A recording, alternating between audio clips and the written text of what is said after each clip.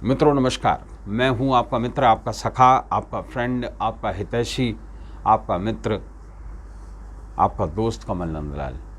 और मैं आप सभी दर्शकों का हार्दिक अभिनंदन करता हूं एस्ट्रो तक की खास प्रस्तुति कमल नंदलाल के महा उपाय, जो आपके जीवन को सरल, सुगम और सफल बनाए, आपके जीवन में एक पॉजिटिविटी लेकर आए, आपके जीवन में एक सकारात्मकता लेकर आए। और ये सब कुछ कमल नंदलाल के महा उपाय में सिर्फ एस्ट्रो तक पर। इस प्रोग्राम का उद्देश्य, इस प्रोग्राम का उद्देश्य और इस प्रोग्राम का एक मोटो है, सरल से सरल तरीके से, बिना परपंच के, बिना किसी लाग लपेट के, बिना बड़े बड़े अनुष्ठानों के, बिना लाखों रुपए के खर्च किए, घंटों की चीज़ मिनटों में, और बिना समय गंवाए आपके जीवन में सकारात्मकता लेके आना, बड़ी से बड़ी समस्या का सरल से सरल समाधान देना। आज का जो हमारा विशेष विषय है वो है सहदेवी की जड़। जी हाँ, सहदेवी के बारे में मैं आपको थोड़ी सी पहले जानकारी दे दूं। सहदेवी एक ऐसा पौधा है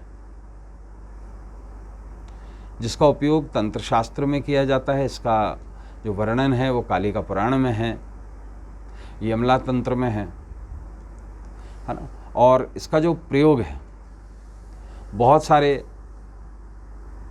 शास्त्रों में अलग अलग तरीके से दिया गया है। आयुर्वेद में भी इसका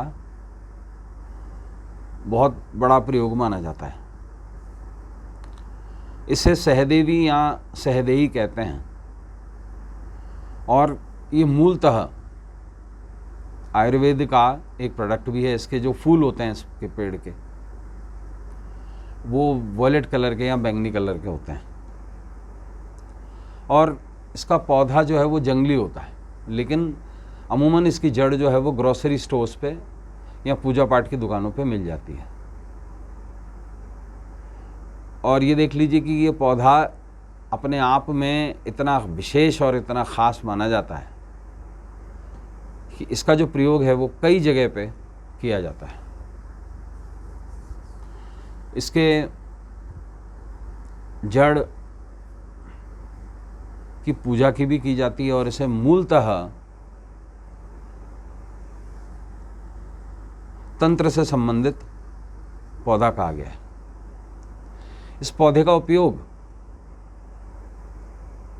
बहुत सारे चीज़ों में किया जाता है, लेकिन एक बात बहुत सीधी और सिंपल है। वो ये है कि ये जो पौधा है इसका प्रयोग गरीबी को झाड़ने के लिए किया जाता है। इसका प्रयोग जहाँ किया जाता है वहाँ पर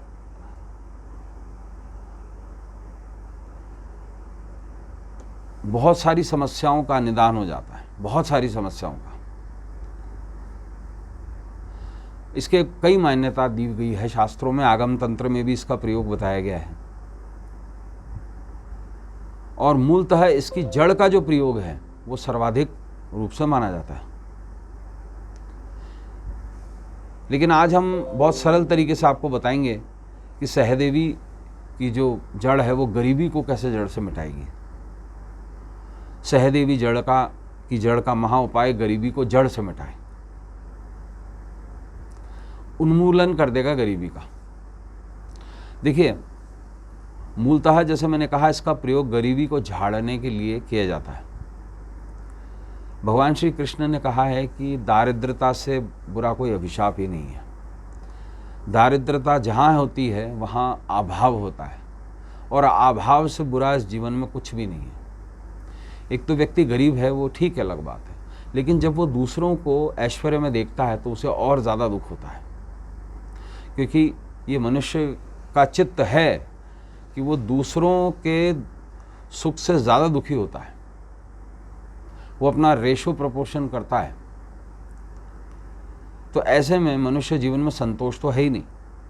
ऐसे में एक तारीख आ रही है, सोमवार 22 जून 2026। ये दिन जो है वो धूमावती जयंती का है, ज्येष्ठ शुक्लाष्टमी, और इस दिन ज्येष्ठ की दुर्गाष्टमी भी है। धूमावती देवी को खसमणु खाणीय कहा गया है। पंजाबी में एक स्लैंग है खसमणु खाणीय। इसका मतलब होता है खसम को, यानी कि पति को खाने वाली, क्योंकि एक ही देवी हैं धूमावती जिनको विधवा स्वरूप में पूजा जाता है। और जिस दिन ये महादेव को निगल लेती हैं, उसी दिन महादेव के ताप से ये जलकर भस्म हो जाती हैं और धूम्र में कन्वर्ट हो जाती हैं, और अगले दिन महादेव महेश्वर स्वरूप में पैदा होते हैं, और इसीलिए अगले दिन महेश नवमी मनाई जाती है। ये तो खैर ईश्वर की माया है, लेकिन ये जो धूमावती की जड़ है, ये मूलतः नेगेटिविटी को झाड़ने का काम करती है, और ये जहाँ होती है वहाँ धूमावती नहीं होती है। तो ऐसे में क्या करें?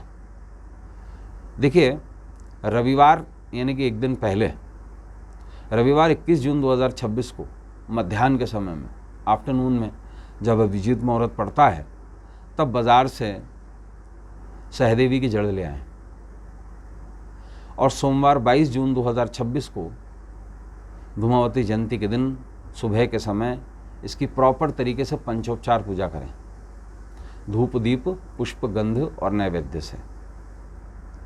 लेकिन इसकी पूजा जो की जाती है उसका एक नियम है। वो कभी घर में नहीं की जाती, वो की जाती है पीपल के पेड़ के नीचे। तो इसे लेकर के आपको स्नान वगैरह करके सुबह पहले जितना जल्दी हो सके आप पीपल के पेड़ के नीचे से ले जाएं, वहीं पर इसका पूजन करें।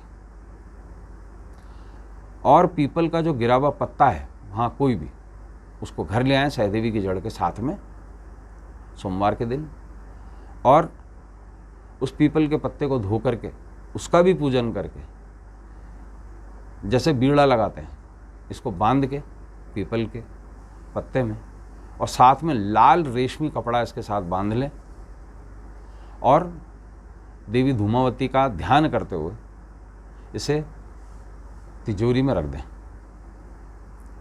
आप देखेंगे कि घर से दारिद्रता ही कहा गया है धूमावती को।